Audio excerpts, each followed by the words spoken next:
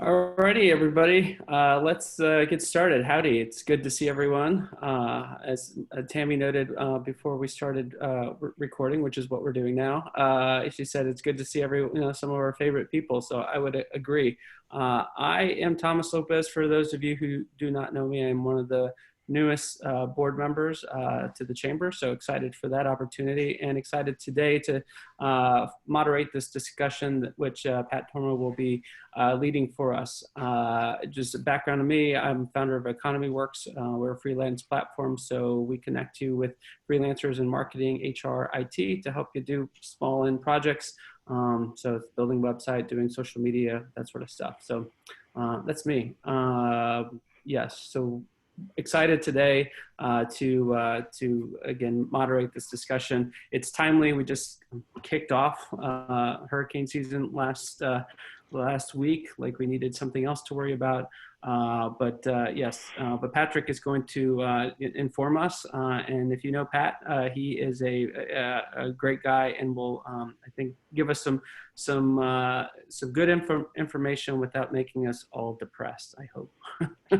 At least that's what we discussed, right, last week when we were preparing. Yeah, But no we'll pressure. keep it upbeat and positive, and we'll just talk about some of the things that have happened with regards to the city of Houston and flooding, and really how you can protect yourself and your assets from all the things that can happen to it. So thanks, Thomas. Yep. So we're looking forward to your expertise. I know we've got a good number of folks on the phone, and if you're a guest of the chamber, welcome. We appreciate having you, and feel free to join our future events, which I'll hit on in just a bit. But we enjoy having you. To the board members, appreciate you taking time out of your busy days to join us today, and let's get started. Okay. So. Let's see. So just a couple of things. Of course, Pat's sponsoring this, so he's with Goosehead Insurance. So I'll talk a little bit more about that. But this is a sponsored event, and so Pat, we appreciate you, not just providing your expertise, but providing some funding for this event. So thank you very much for that. By the way, if you're on the call and you would like to participate in a future Ask the Expert series in terms of being the expert, let's chat. We're happy to work you into being one of our experts to share your knowledge with our chamber members. Okay, so we've got just a few quick announcements. We've got, in terms of the events that are coming up, we've got one tomorrow. That is virtual Brewing Up Business. As you all know, we have a Brewing Up Business that meets every month. This is a morning chat where we're networking with one another.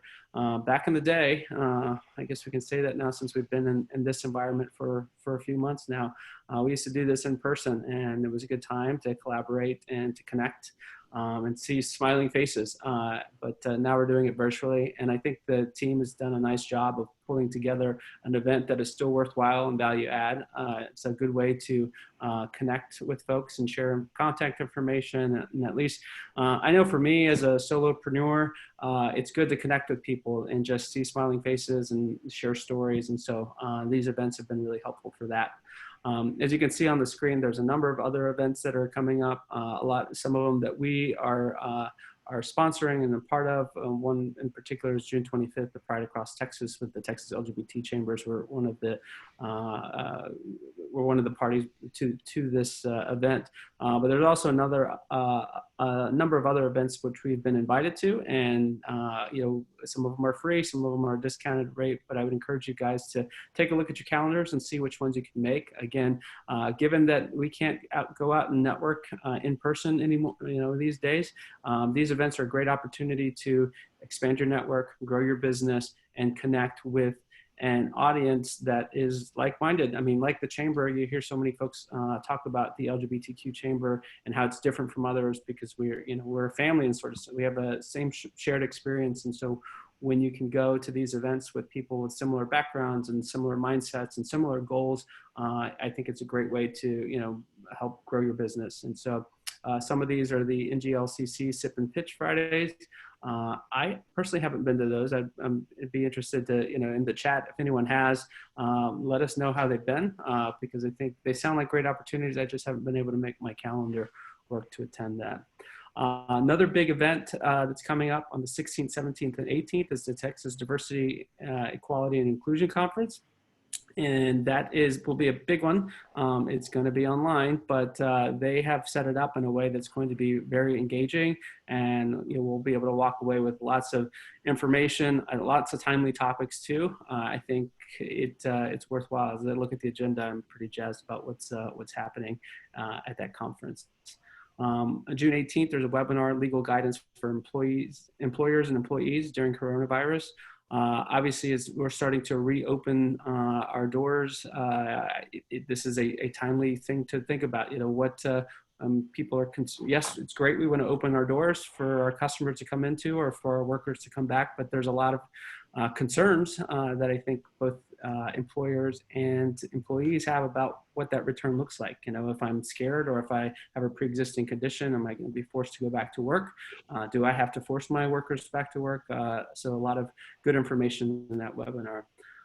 Talked about the Pride Across Texas. SBA webinars, if you haven't attended those are I think almost daily, where they're putting out information that's designed to help small business owners during this time, talking about the various loan programs and other assistance that's available to small business owners. And so definitely an event that you want to think about attending. Any of those events, I mean, again, they're occurring regularly, and you'll see the announcements of those events on the Facebook page that we have.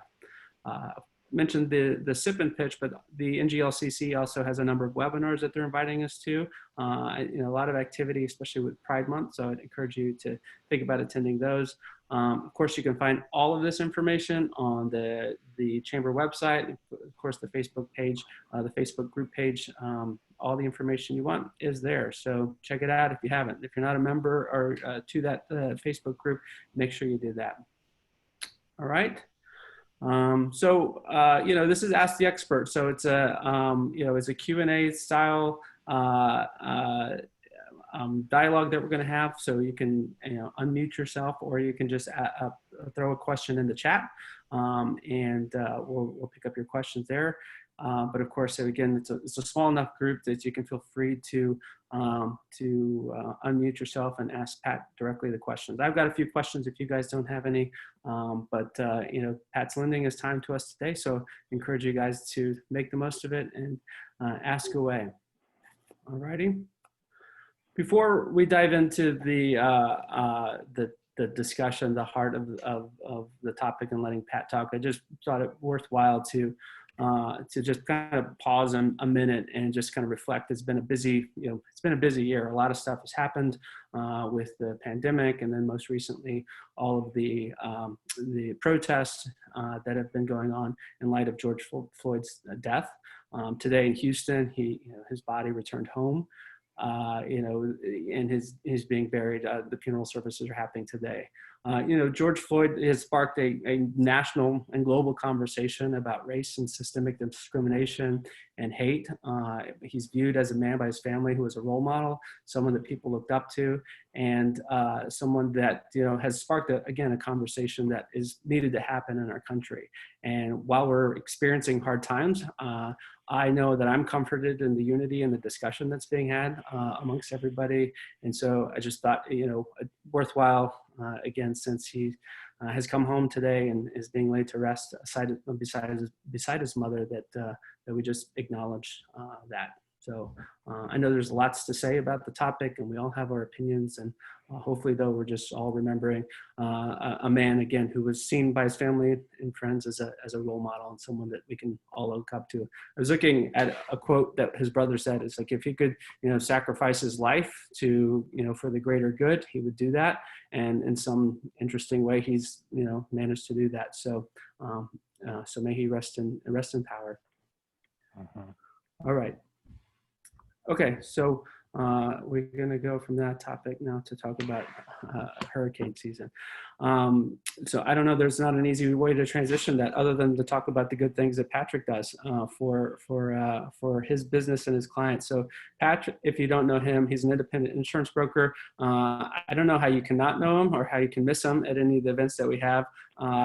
We at the Chamber definitely appreciate Pat's support, not only for this event, but he shows up all the time with a big smile and a warm handshake, and if you're lucky enough, a big hug back when we could do that. So, right. But he is an independent insurance broker with Goosehead Insurance. He's here in Houston.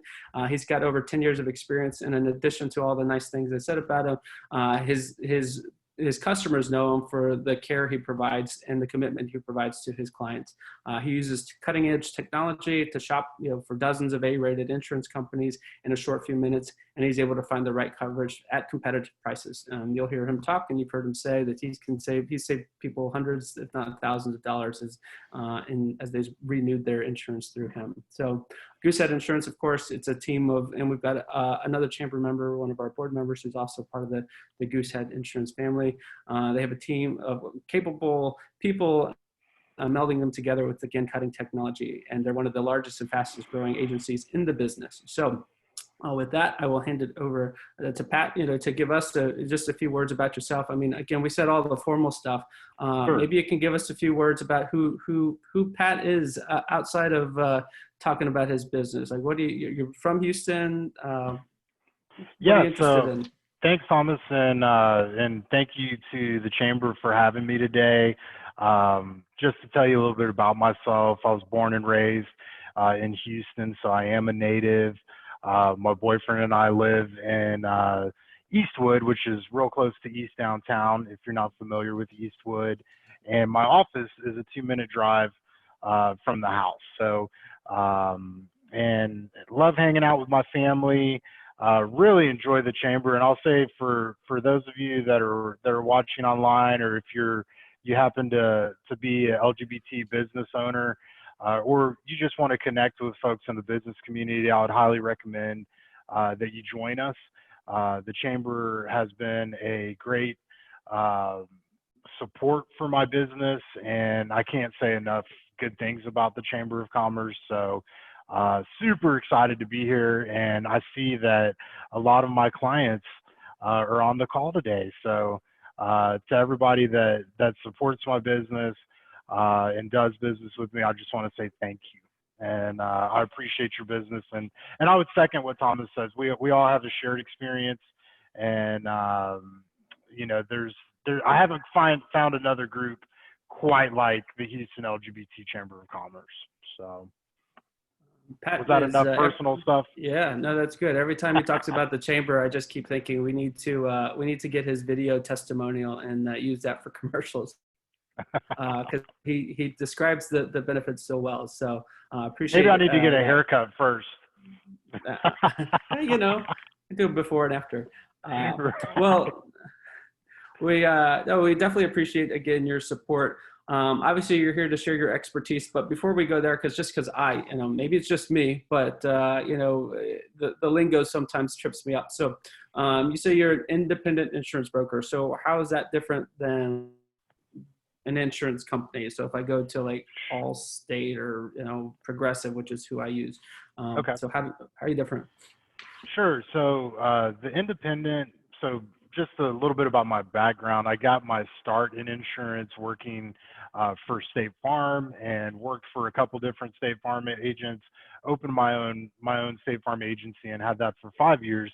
And the main difference is that as an insurance broker, I'm able to shop your policies with about 20 different companies, and we're not just locked into that one carrier. So it gives you what we call the power of choice. And many times we're going to uncover savings. On top of that, we work hard to make sure that you're aware of all the optional coverages that you can include, and to make sure that your insurance policy matches what you need, so that you're not getting coverage that you don't need, or that we make sure that we include coverage you might not have. And so many times I'm able to to find you savings for better coverage. And that's really the main difference. And another thing I'll talk about is we do what's called it's not even a word, but reshops. So when your policy does go up and you want to shop it, you don't have to call 10 different companies to shop for your insurance. I can look at that for you. So for our current clients, when they want to shop, all they've got to do is let me know. I'm able to look at it and see if we can find a better deal. So you don't waste a whole lot of time in doing so, because it can be time consuming calling a bunch of insurance companies. I mean, many times they're going to ask you questions about things that, unless you're talking about it all day and every day, maybe you might not understand. Getting back to the lingo of insurance. Gotcha. Okay. Well, that's helpful because I think, yeah, often is the case that we know we need insurance, whether that be for our home or car or apartment or whatever, or business, and yeah, we don't know where to go, and so you're a one-stop shop, so you can do the shopping for us and right here. make it happen. Awesome. That's good to know. Good to know. I should note for everyone listening that we do have a giveaway at the end, a trivia question related to what Pat talks about. So just make sure that you are, incentive to pay attention. Not that you, I mean, you're obviously on here already, and we can see your box anyway, so we know if you're paying attention or not. Just stay tuned for some trivia at the end. So yes. All right. So we talked about, a little bit before we kick this thing off about it's hurricane season. We just dodged a bullet. I think Tammy noted Cristobal was coming our way, and then managed to hit our friends in Louisiana, unfortunately. I think it's fortunately for us. But we're in hurricane season. This one's forecasted to be very active. What have we learned since the last time we got hit? We got Imelda last year, and then Hurricane Harvey obviously in 2017. Like, what have we learned in the land of insurance? Sure. So what's more evident to me is that you know, folks need to remember our location to the coast, and that at any point we can have a hurricane headed our way within a matter of, typically we know 4 to 5 days out, sometimes sooner than that. And some of the things I'll discuss are the myths of flood insurance, I hear a lot of things when I'm talking to clients. One is that, oh, my home is not in a high risk flood zone, therefore I do not need flood insurance. 60% of the area that flooded during Hurricane Harvey was in an X flood zone, meaning it's not required by your mortgage, and it's not what's known as a special flood hazard area or high risk flood zone. Everywhere is a flood zone. People like to say, I don't live in a flood zone. You don't live in a high risk flood zone is how I like to explain that. And so that's one of the common myths. Another myth that I hear is that if something happens, I can just file, FEMA's going to do disaster assistance, and I can just get some disaster assistance from FEMA. Well, only about 50% of the time does FEMA do disaster assistance. Of course, in Houston, typically they're going to do that because our flood events aren't little flood events, they're massive. In fact, Hurricane Harvey was the most disastrous natural disaster behind, Hurricane Harvey, and then after that, it's the storm of 1900, which is in Galveston. And the damage from Harvey, $200 billion in damage. We got more than 30 inches of rain, and 27 trillion gallons of water fell on the Houston region. So, did you say 27 trillion gallons of water? 27 trillion gallons of water. I don't even know how many swimming pools that is, but that's a lot. Okay. It's a lot, yeah. And the truth behind that myth of the FEMA disaster is that typically the average FEMA assistance from Harvey was $7,000. The average flood claim was $100,000. So flood insurance, you can get it at extremely low cost. On a maximum, it's going to cost you, if you're in a preferred X flood zone, meaning the bank does not require it, it would cost you a maximum of $516. You can get it for 450 to 516, depending on which options we go with. And then let's see, there was one other point that I had. Let me look here. And then another thing that I hear a lot of is, oh, my homeowner's insurance covers, my homeowner's or renter's insurance covers my personal property or covers my house for flood. And that's just flat out wrong. Flood insurance will always be excluded from homeowners and renters policies.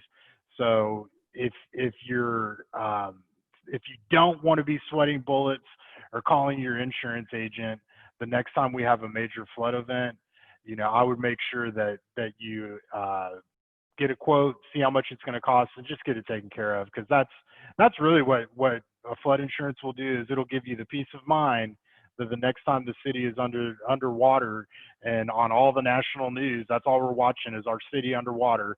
That you're not worried and panicking, because flood insurance in most cases will take 30 days to kick in. So if you set it up today, it'll be effective on July 9th. It's something that I recommend you look at. When there's a heavy rainstorm, you better believe that my phone starts blowing up and flood insurance starts selling. So, well, how do I know though if I'm I mean, I know you said it's just a matter of time, I guess, in Houston before you flood. But how do you know if you're in a flood zone? Like where? I mean. So a friendly insurance agent would be able to tell you that now. But okay. if contact your insurance agent, contact me, shoot me your address, I'll let you know. If you bought the house and if you still have a mortgage on it and the mortgage does not require you to carry flood insurance, then you're most likely not in a high risk flood zone. The mortgage, if you are in what's known as a special flood hazard area, the high risk flood zone, you will already have flood insurance because the mortgage will require that. But anybody watching, if you're curious on the cost of flood insurance, shoot me an email, shoot me a text, give me a call, and I can let you know that within a couple of minutes. Yeah. So if you're saying we're mostly, pretty much we're all in a flood zone, just not a high risk flood zone, you're also saying then we should probably have flood insurance. Is that fair to say? Or if you, Yeah, that's fair to say. Just I've heard all kinds of excuses on why people don't buy flood insurance. I've heard people tell me that they go to church and, God's got their back. And it's like, that sounds really nice. But the truth of the matter is, if it rains hard enough anywhere, it's going to flood. So that 60% of Harris County that was underwater was in a preferred flood zone, meaning it wasn't required, but it flooded anyhow. So just because it's not required does not mean that it can't happen. And I've had people tell me, oh, I'm on top of a hill, or, oh, it just doesn't happen. But many of those clients of mine before Harvey ended up calling me back, and it was a sad conversation to have, because we would have discussed that when we set up their insurance policies, and they were calling to see if they had that through the homeowners, and homeowners insurance will never cover rising water. So, and it looks like Chaz has a flood insurance question. Yeah. Go ahead, Chaz. Chaz, fire away. I think it's really good to see the faces on here today. I had a chance to be involved with the chamber, and have been so involved with my church that I really need to start spreading my time around. Patrick, is it also true when it comes to flood insurance that it covers more than just, say, acts of God with weather-related situations? Let's say that I'm on vacation and a pipe burst into my bathroom sink upstairs and the house is flooded with water. That's a great question. Are you still because, a little more in that question? Okay. So that's a good question, and that would be considered water damage that would be paid under the homeowner's policy, Chaz. And the most homeowners policies will give you the option to include leakage and seepage along with sewage backup. And sudden, that sounds kind of like a sudden, and I'm getting real technical with the insurance terms. Sudden and accidental water damage means that a pipe burst, you notice it and report it, that would most certainly be covered under the homeowner's policy. Flood insurance is only going to be covering rising water, and I can get real technical in what they consider a flood insurance, a flood, but usually 2 houses have to be flooded for it to be considered a flood. And in Harris County, there's a lot more. There were 200,000 houses that took on water during Hurricane Harvey. So does that answer that question, Chaz? Yes, absolutely. Thanks. Okay. Would that include, Pat, would that include, if we can take our memories back to the time the water pipe busted and shut down the water system in Houston back in late February, early March? If your home flooded as a result of that, yeah, remember that? We had to boil our water for, we had a chamber event that night. Yeah. Would it include something like that as well? That would be covered, because I assume that a couple houses flooded at least, so that would be covered under flood insurance. So anything that floods within the house is covered under homeowners. If water comes in from outside, that would be covered under flood insurance. So that's an easy way to remember that. And then it looks like Shanice is asking, is flood insurance available at those rates for homes that did flood but are not in a high-risk flood zone? And the answer to that question, Shanice, great question, would be yes. Even though the house took on water, if it's still considered a X low-risk flood zone, the pricing would be the same. Yep. So just on that, I mean, you say you mentioned you've convinced us to get flood insurance. Like how much does it cost? Like what are we talking in terms of price? So I just need your credit card, and then I'll go over all that info. Now I'm playing. The flood insurance is at a maximum. So if you go through, and we also have private flood insurance. I won't get a lot into that. I'm just going to talk about FEMA's flood insurance, because that's who most folks use. So at a maximum, it's going to cost you, Thomas, $516 per year, and this is assuming you own a home. We also have flood insurance for renters as well, which will be probably closer to $300. But $516 a year, that's insuring the structure at $250,000, up to $250,000, and then your contents up to $100,000. Gotcha. Does that answer that question? Yeah, well, I do. I mean, I don't see anything else in the chat. So just along those lines, like I mean, what is the coverage that someone has? You see a lot of some older homes that would get, because I used to live in the Heights area, right? There are a lot of homes that were probably 50, 60 years old. They got flood damage, and then all of a sudden they're being torn down and be rebuilt into 2-story, double the size and square footage, like nice, really nice new looking homes. Like, is there a secret to how you get a deal like, not that you want your house to get flooded, but is there something that they're doing differently with their coverage that allows them to get a new rebuild like that? Maybe they have a lot of money to spend on that. No, there's not really any secret to that, but I will say, for sometimes people own a $1 million or $2 million home, and FEMA's $250, they max out at $250 for the dwelling, right, which covers the structure. So private flood insurance offers coverage up to $3 million. And private insurance has been around for about 5 years, and they are offering things that FEMA does not. FEMA only covers the building and your contents. The contents under FEMA's policy is covered at actual cash value, so the appreciated cost. With private flood insurance, you have the option of getting replacement cost coverage. So this shirt that I'm wearing, depreciated, it might be worth $10, but maybe it costs me $50 to buy. The private flood insurance gives you those extra options where you can have higher coverage limits, and you can get some extra things that FEMA does not offer. So that's something that I'll review with folks when they get a quote. And then I was looking at the chat, and I see that It says, Julie says, don't know if you've answered this. I heard the FEMA will be changing how they charge, rate by elevation of the home instead of the current zones. That's a good question, Julie. I've not heard that yet. Um, the the flood zones are most definitely based on the elevation, and I don't want to get too far into the weeds when it comes to how policies are rated. If you are in a special flood hazard area where it's required, many times we're going to have an elevation certificate, which shows how the house sits and how it's elevated based on the flood experience there. But that I've not heard yet, Julie, and I'll keep you posted on any changes. Pat, are there other insurance concerns or things we need to think about in the context of hurricane season?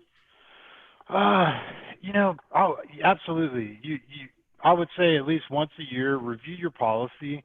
Deductible limits are a important thing that you want to at least know how much money you might need to have set aside. God forbid there is a claim. For most homeowners policies in the Houston area, you'll see deductible limits around 2%. So if it's a $200,000 house, usually the wind and hail deductible, which covers the event of a hurricane, right? So if hurricane rips off your roof, the house is worth $200,000, you would pay $4,000. So make sure that you review that. Sometimes when you're buying a house, folks will, it's so quick, and the lender's telling you this, you have to get all these documents to them, and so you just want to make sure that you look at that so you're not surprised with a $12,000 deductible or something crazy like that. And same goes for car insurance. So knowing what your deductible limits are just help you be better prepared to file a claim whenever that time comes. And your car would be covered for a flood. So if your car is parked on the street and it floods, that would be paid out through the comprehensive deductible. And just make sure you're aware of it and that you can handle that. And if you'd like me to review your insurance, I'm happy to do a hassle-free review and give you my opinion. And who knows, a lot of times I'm able to uncover savings. If you have a really good deal where you're at, I'll also let you know that. So just on that note, I mean, you kind of hit on it all, but I know we're talking about flood insurance because hurricane season's coming up, but you do a whole host of other things. Home, car, like, you want to talk a little bit about that? Yeah, sure. So we're 100% focused on personal lines insurance. So that would be your homeowner's auto insurance. And many times clients will include an umbrella, which is basically it's excess liability. And what I love about Goosehead is we're able to shop your policies with 20 different A-rated carriers. A lot of them you'd be familiar with: Travelers, Progressive, Safeco, Nationwide. These are all carriers that we work with, and there's a few times that I would recommend that I don't shop I'm an insurance agent and I don't shop my policy at every renewal, right? So there's certain times where I think it's important to shop. One is if you're making any kind of changes, maybe you're getting married, divorced, buying a house, that's a really good time to shop your policies and see if you might find a better deal. Or if, I talk with a lot of clients and, I'll look at their auto insurance and they have a $50 deductible. And it's like, when was this set up? Oh, like 1980. And a $50 deductible is super low. And don't get me wrong, sometimes people love their low deductibles, but I would rather carry a higher deductible and keep the cost lower. So when you're making a change, that's a good time to shop your policies. Another good time is if your rate has drastically increased and you notice that it's another good time to shop for your insurance. Um, and then if you happen to have youthful drivers and you're adding the kids to your policy, that's a good time as well. And then for people that have been with the same insurance carrier for 5, 10, 20, 30 years, you might take a look around to see what's out there, because a good example, one of my clients, they had been with a large insurance company for I want to say like 25 years. They knew the agent. That agent retired. Somebody else bought his book of business, and they had 2 homes, 5 cars, and an umbrella policy. We were able to save them, drop their insurance costs from $14,000 a year to $9,000 a year with Travelers Insurance. So that's $5,000 a year that you can put towards savings, or you can do a lot with that money. Go on a vacation. Go on vacation when we can do yeah. that again. Right. So that's a little bit about, and I could be here until 5 o'clock talking about insurance, but that's just a little taste of what we're able to offer. So are there some things we should think about in terms of how we properly insure our homes and our cars? I mean, I know you said you can help shop, but are there some things that we need to think about? Sure. So I'll start with the cars. A lot of times I uncover that people have the minimum liability, and really what you're protecting there is your assets, so you don't have to pay out of pocket if you cause a major accident, right? So I would say review your liability limits. The minimum in Texas is for bodily injury, which covers you if you hit somebody, it's your fault. It's going to pay for the injuries of the other person, and the minimum in Texas is $30,000 per person, a maximum of $60,000 for all injuries, and then for property damage, which pays for their vehicle, it's $25,000 is the minimum. Most new cars these days, I think a Honda Civic probably is $20,000 or $25,000 at least. So, make sure that you have enough coverage, because what ends up happening is if you cause an accident, there's not enough coverage. You're going to have to pay out of pocket, or they put a tax lien against you. And so review your liability limits. And when it comes to the homeowner's insurance, I would say it's important to just make sure that you're getting good value for your policies. And on all insurance, make sure you know what your deductible limits are.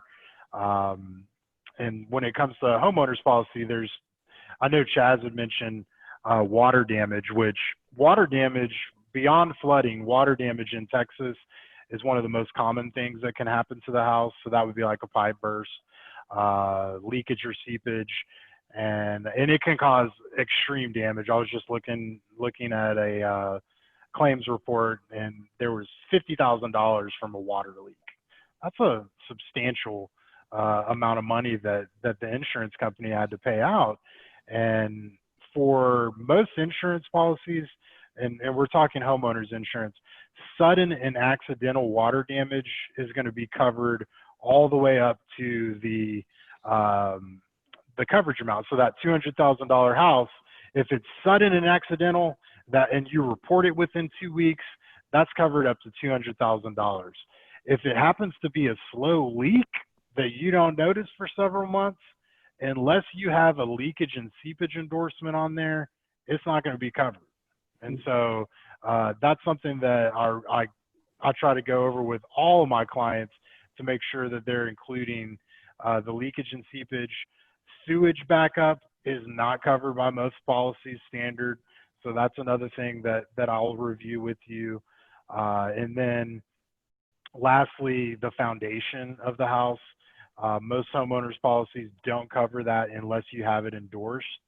So, those are some important things. And then another thing I'll touch on for personal property coverage, typically and typically it's going to be 50% of what we're covering the structure for. So on that $200,000 house, that would be $100,000 for your personal property, right? And this is homeowners insurance specifically. That's going to cover your clothes, furniture,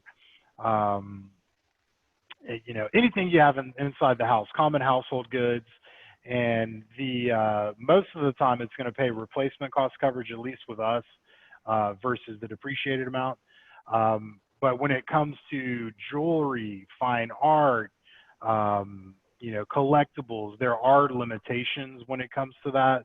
Most policies will cover a piece of jewelry, $1,500 to $2,500. So if you have some expensive jewelry, silverware, goldware, if you have some furs, tiara, or whatever, we can always insure that on a separate policy.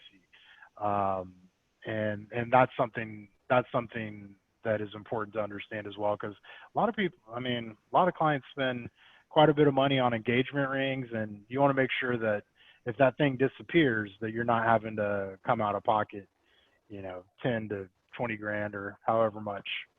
Sure. However much that may cost. Also, firearms can be included in that too. Gotcha. If you lose that expensive engagement ring, it's just going to be a rubber band after that. So don't lose it. Right. Yeah. Okay. I guess we got a time for a couple more questions. Anyone? I've got a question, and anyone else, you could chime in. Hopefully we don't get to the point of having to make a claim, but what are some things we need to think about if we need to make a claim on whether it's flood or car or home? Okay, and that's a really good point that you bring up. I am usually going to talk to my insurance agent before I file a claim. What ends up happening a lot of times when you just call the claims department directly and file the claim, even if they don't start, a lot of times they're going to file a claim just because you made that phone call. So I would recommend that you talk with somebody, because you don't want a zero paid out claim showing up on your record just because you called, right? For car claims specifically, if it happens to be an accident, and you're driving and either you hit somebody or somebody hits you, get out of the road. I know a lot of times people want to say, oh, well, just keep the cars wherever they're at. Yeah, if you're on a busy street, pull off to the side of the road and so that you're not in danger in the middle of traffic, right? You always want to exchange information. So, you get their insurance card, I give them my insurance card, take a picture of it, whatever you've got to do. And then, a lot of times my clients will call me before they file a claim just so that they can go, hey, Pat, here's what happened. What do you think we should do? And if it's minor damage to the car, I'm going to recommend that you get a estimate to see if it's worth filing a claim, just so that you don't have a claim on the record for nothing. So, and then when it comes to homeowners insurance, again, same story there. If you have an agent, call your agent. I always make myself available for clients in those situations, and we do have a world-class customer service team that works hand in hand with my office to assist with claims. But I'm also available too. If you want to call me and say, hey, what do you think about this? I'm happy to look at it and give you my opinion. And that's good info, because a lot of times, I grew up in a school where they said, just, call the insurance. And then having had to make claims, both homeowners and car, you realize that's not always the right move to do, because to your point, it shows up as a claim, but at the same time, you may not have, the insurance may not provide you any support. Okay. Yeah, and I see Tammy's question. Did I miss it? Yes. Do you handle commercial insurance? Yes, we most definitely handle commercial insurance, and I work with small business owners to make sure that you're properly covered.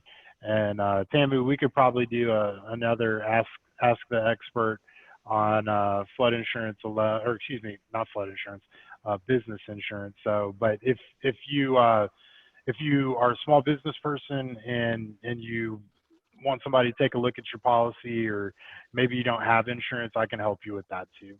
Yeah, for sure. Very good. Well, I know we're ending our time. Any other questions that folks have? Either, I don't see any in the chat, phone number Oh, to contact you. The best way to sure. contact you. I'm going to put it in the chat right now. I'm putting my office cell phone. And also, yeah, if we're not friends on Facebook, add me on Facebook and LinkedIn.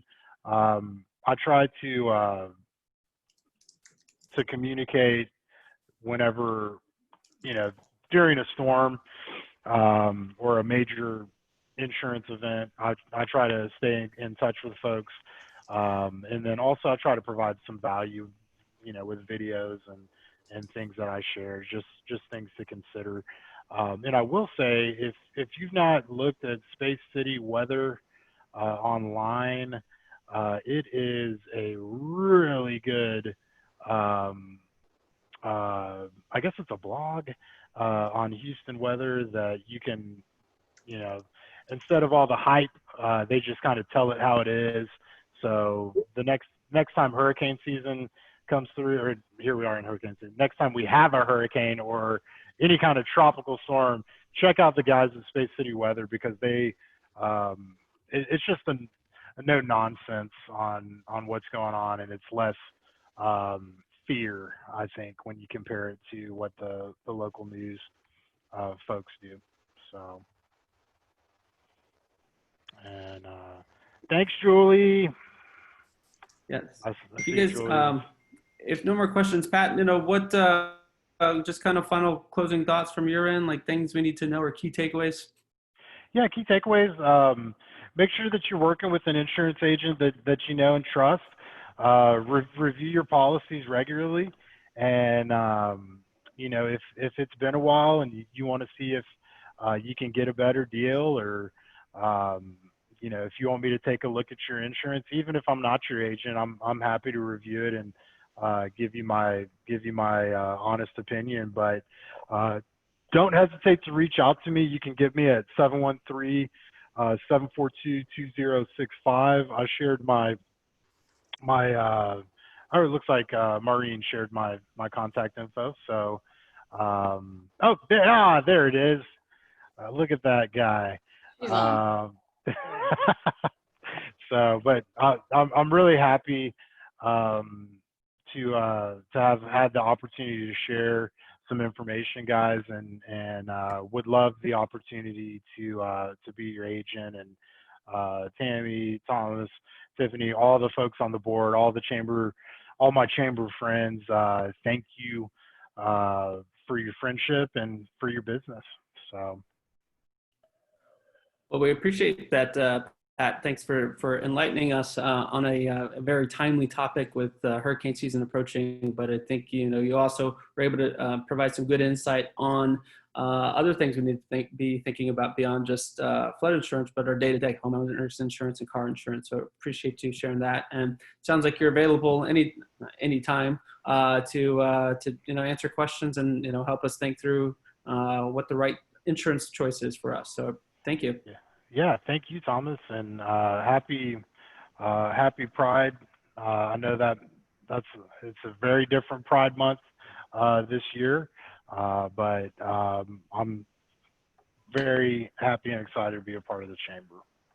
Appreciate that. Well, again, thank you for your expertise and your time today. Okay. So you've got Patrick's information. You can find him on Facebook. I think you're on you said LinkedIn, Instagram. You can find me anywhere. Yeah, Facebook, All right. LinkedIn, and it's Pat.Torma on Instagram. So, and I'm Gotcha. new to the gram, so I'm figuring it out as we go. Gotcha. All right. Very good. Okay. So let's see. I think now we've got, we said we had trivia. We had a giveaway. Pat has not only provided us his time and expertise, but also providing a giveaway for our trivia question, which is, the question is, how many gallons of water did Hurricane Harvey drop in Houston or in the United States? Wrong, Illich. We said it like 3 times. Jack, you're close.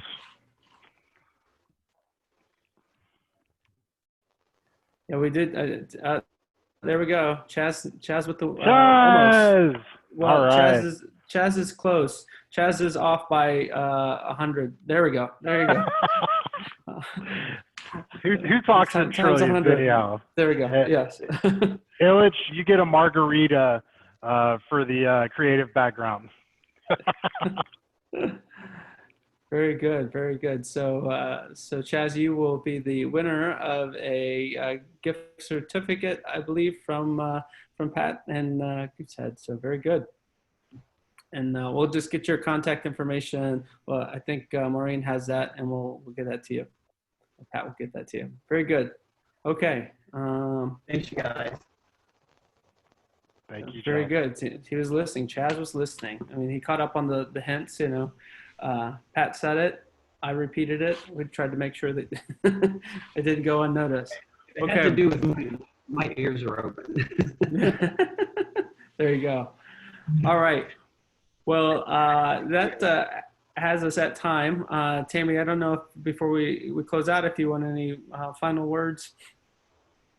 Just to say thank you again, Pat, for sponsoring. We really appreciate it, and all the expertise that you share with our chamber members. I do really think you're the most popular member in the chamber, by the way. I'm just Oh, gosh. Thanks, Tammy. Everybody loves Pat, but it's because you're so good at what you do. You share your expertise, and you're just an incredible champion of the work we're doing through the chamber. So thank you. We appreciate it. And Thomas, I appreciate everything y'all do. thank you. And Thomas, thanks for moderating today. Really appreciate it. For sure. Yeah, so thanks everyone for joining us today. Pat, again, thank you for your expertise. We appreciate it. This was recorded live on Facebook, so feel free to share this session with your network. So let them know what Pat has to offer, and just the the value of our strong membership with the LGBT chamber here in Houston. So again, thank you everyone. As Pat noted, happy Pride. Please be safe out there, and we'll see you all soon. Thank you.